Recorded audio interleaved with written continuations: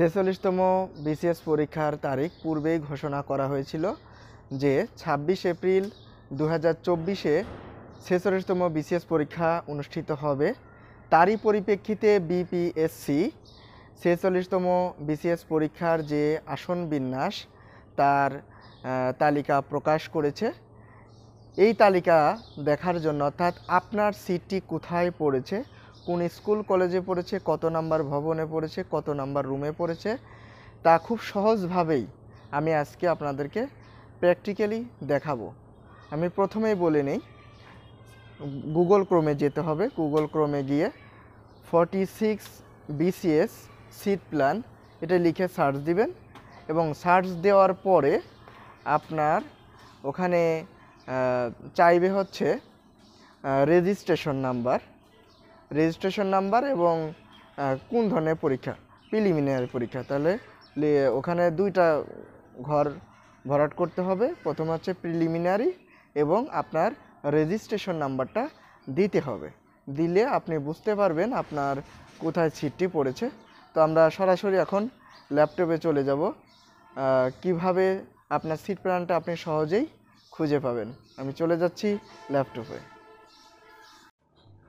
তো প্রথমেই আমি গুগল ক্রোমে যাব। গুগল ক্রোম থেকে এখানে সার্চ দিতে হবে 46 বিসিএস সিট প্ল্যান। আমি অবশ্য আগেই একবার এটা সার্চ দিয়েছিলাম, যার কারণে আমার এখানে রয়ে গেছে। তো আপনাদেরকে এটা লিখতে হবে 46 বিসিএস সিট প্ল্যান। এখানে ক্লিক করলে আমরা এই যে সিট প্ল্যান চলে আসছে। তো আমরা এখান থেকে সিট প্ল্যানটা নেব, বাংলাদেশ পাবলিক সার্ভিস কমিশন।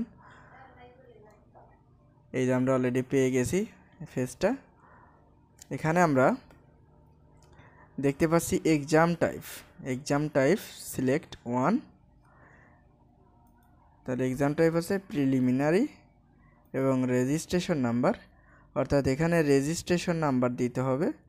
এখানে রেজিস্ট্রেশন নাম্বারটা দিলেই আমি একটা রেজিস্ট্রেশন নাম্বার দিচ্ছি 1111 1108।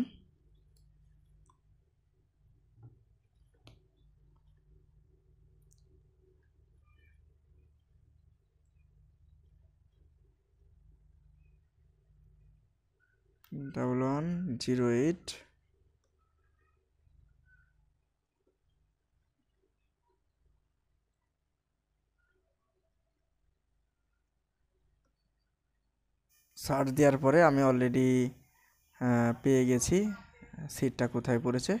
তো এইভাবে হচ্ছে মূলত আবেদন অর্থাৎ সিট প্ল্যানটা চেক দিতে হবে। তো সবাইকে ধন্যবাদ।